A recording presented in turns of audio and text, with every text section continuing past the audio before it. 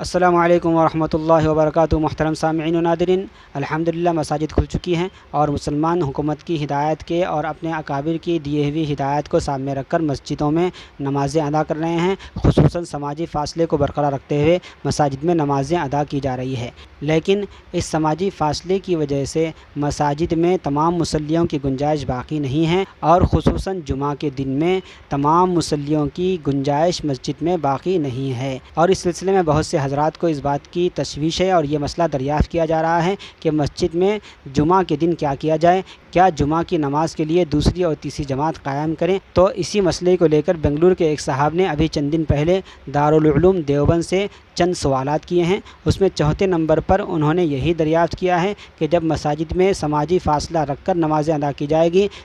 احباب کو مسجد میں نماز ادا کرنے کی گنجائش باقی نہیں رہے گی، خصوصاً جمعہ کے دن، تو کیا وہ لوگ مساجد میں دوسری اور تیسری جماعت بنا سکتے ہیں؟ ان لوگوں کے لیے کیا ہدایت ہے؟ تو دارالعلوم نے اپنے تفسیری فتوے میں ان چیزوں کا جواب دیا ہے۔ اس میں چوتھے نمبر پر دوسری جماعت کے تعلق سے 3 اہم باتیں دارالعلوم نے فرمائی ہیں، اور وہ فتویٰ سوشل میڈیا پر وائرل ہو چکا ہے۔ بہت سے حضرات نے اس کا مطالعہ بھی کیا ہوگا، اس کو پڑھا بھی ہوگا، لیکن جن لوگوں تک وہ نہیں پہنچا ہے یا جو لوگ اردو سے ناواقف ہیں، ان تک اس میں اس کی اہم ہدایت کو آپ تک پہنچانے کے لیے میں آپ کے سامنے حاضر ہوا ہوں۔ ہمیشہ کی طرح گزارش ہے کہ آپ اس کلپ کو پورا دیکھیں اور اس دوسری اور تیسری جماعت کے اہم مسئلے کو سمجھنے کی کوشش کریں اور اپنے ساتھیوں کے ساتھ اس کو شیئر کریں۔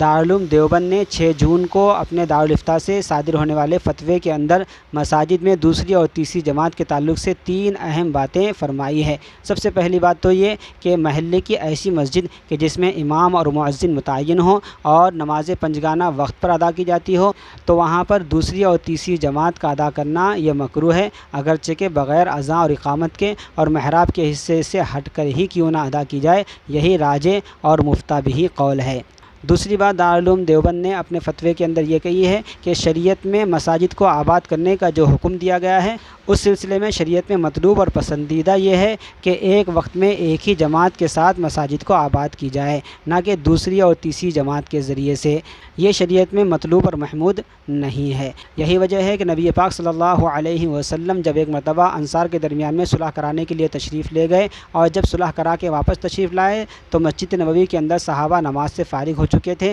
اور جماعت ہو چکی تھی، تو اللہ کے نبی صلی اللہ علیہ وسلم نے یہ نہیں کیا کہ مسجد نبوی کے اندر اپنے ساتھ میں رہنے والے صحابہ کو لے کر دوسری جماعت ادا کی ہو، بلکہ آپ ازواج مطہرات میں سے کسی ایک کے حجرے میں تشریف لے گئے اور وہاں پر اپنے ساتھ رہنے والے صحابہ کو لے کر جماعت سے نماز ادا فرمائی۔ اگر مسجد میں دوسری جماعت کرنا یہ پسندیدہ ہوتا تو اللہ کے نبی صلی اللہ علیہ وسلم بیان جواز کے لیے کم سے کم ایک مرتبہ مسجد نبوی کے اندر دوسری جماعت ادا فرماتے، لیکن آپ نے ایسا نہیں فرمایا۔ اس سے معلوم ہوا کہ دوسری تیسری جماعت کا کرنا یہ شریعت میں پسندیدہ نہیں ہے۔ تیسری بات دارالعلوم دیوبند نے موجودہ حالات کو سامنے رکھتے ہوئے مساجد میں دوسری اور تیسری جماعت کی اجازت کے سلسلے میں یہ ارشاد فرمایا کہ اس سے 2 طرح کی خرابیاں لازم آئے گی۔ پہلی خرابی یہ کہ پہلی اور اصل جو جماعت ہے اس کے اندر مصلیوں کی تعداد کم رہے گی۔ ظاہر ہے کہ یہ اذان کے تھوڑی دیر کے بعد پہلی جماعت ادا کی جائے گی، تو اس وقت میں مصلیوں کی تعداد کم رہے گی، اور دوسری اور تیسری جماعت جو ادا کی جائے گی اس کے اندر مصلیوں کی تعداد زیادہ رہے گی۔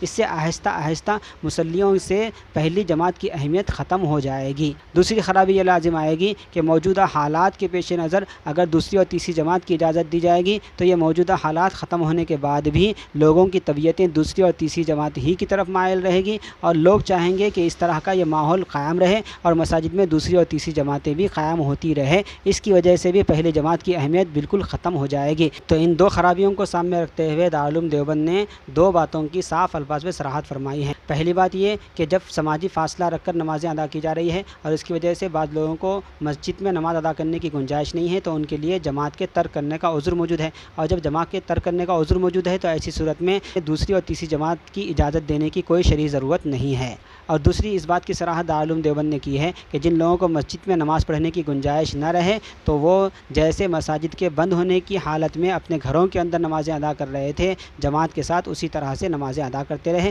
چاہے وہ نماز पंजगाना हो चाहे जुमा की नमाज़ हो, तावक्ते के मसाजिद मुकम्मल तरीके से खुल ना जाए। ये दारुल देवबंद ने दूसरी और तीसरी जमात के ताल्लुक से और ख़ुसूसन जुमा की दूसरी और तीसरी जमात के ताल्लुक से दारुल देवबंद ने इन बातों की सराहत की है। इसका खुलासा ये है कि मसाजिद में चाहे नमाज़ पंजगाना हो चाहे जुमा की नमाज़ हो, दूसरी और तीसरी जमात ना बनाई जाए, बल्कि अपने घरों के अंदर नमाज़ें अदा करते रहें। नमाज़ जुमा के ताल्लुक से एक अहम बात इससे पहले की क्लिप में भी ये अर्ज़ की गई थी कि नमाज़ जुमा की 2 जमातें और 3 जमातें मस्जिद में अदा करने के बजाय किसी मैदान में नमाज़ जुमा का इंतज़ाम किया जाए, क्योंकि जुमा की नमाज़ के लिए किसी मस्जिद का होना ज़रूरी नहीं है। मैदान और घरों के अंदर भी जुमा की नमाज़ अदा की जा सकती है। लिहाजा जुमा की नमाज़ के लिए किसी मैदान में इंतज़ाम किया जाए, वहाँ पर दूसरी और तीसरी जमात अदा की जा सकती है। तमाम शराइत के साथ वहाँ पर जुमा अदा की जाए ताकि मस्जिदों में दूसरी जमात करने की ज़रूरत पेश ना आए। ये चंद बातें दारुल देवबंद ने अपने फतवे में कही थी, जिसको आपके सामने अर्ज़ किया गया है। इस सिलसिले में मज़ीद कुछ आपको दरियाफ़्त करना हो तो कमेंट बॉक्स में लिखकर पूछ सकते हैं, इंशाअल्लाह जवाब देने की कोशिश की जाएगी। और दारुल देवबंद ने जो फतवा जारी किया है वो अगर आपको मतलूब है तो आप कमेंट बॉक्स में अपना नंबर लिख दें, इंशाअल्लाह आपके नंबर पर उसको इरसाल कर दिया जाएगा। अस्सलामु अलैकुम वरहमतुल्लाहि वबरकातुहू।